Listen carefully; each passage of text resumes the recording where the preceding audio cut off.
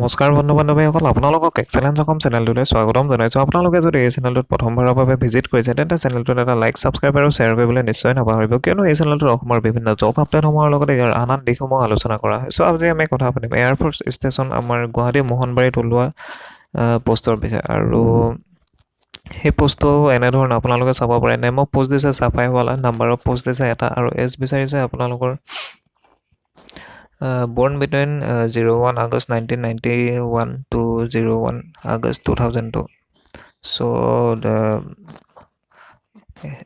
এজটো ভালেই দিছে আপোনালোকৰ।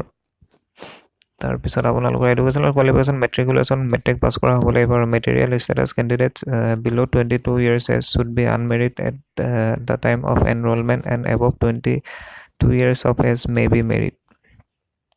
ইয়াৰে যিসকল আনমেৰিড তেওঁলোক 22 বছৰতকৈ ডাঙৰ হ'ব নোৱাৰিব, আৰু মেৰিটখিনি সাধাৰণতে ইয়াত কৈছে 22 বছৰৰ এবভ হ'লেও কোনো কথা নাই। আৰু যিসকল মেৰিড পাৰ্চন তেওঁলোকে মেৰিজ চাৰ্টিফিকেটখিনি জমা দিব লাগিব উইথ ফটোগ্ৰাফৰ সৈতে। তাৰপিছত ছাবমিশ্যন ডেট দিছে আপোনালোকৰ 20 মে 2019, প্ৰায় 1000 ঘণ্টা দিছে। আৰু হাউ টু এপ্লাই, আপোনালোকে নিজৰ original matriculation marksheet, pass certificate, 1 passport size photograph to be pasted on application and 2 photo to be staple. আপোনালোকে সম্পূৰ্ণ এই চাৰ্টিফিকেটসমূহ দিয়াৰ লগতে 2খন ফটো মানে ষ্টেপল মাৰি তাত জমা দিব লাগিব। সেইখিনি চাই লওক। তাৰপিছত ছেকেণ্ড পইণ্টটো দিছে name of applicant in all document to be written as per matriculation pass certificate. তাৰপিছত 3 নম্বৰ বস্তুটো হৈছে marriage certificate issued from registrar gram pradhan, self affidavit and 2 joint photographs লাগিব। আৰু যিসকল মেৰিড ব্যক্তি তেওঁলোকে গ্ৰাম প্ৰধান বা চেল্ফ এফিডেভিট থাকিব লাগিব উইথ ফটোগ্ৰাফৰ সৈতে।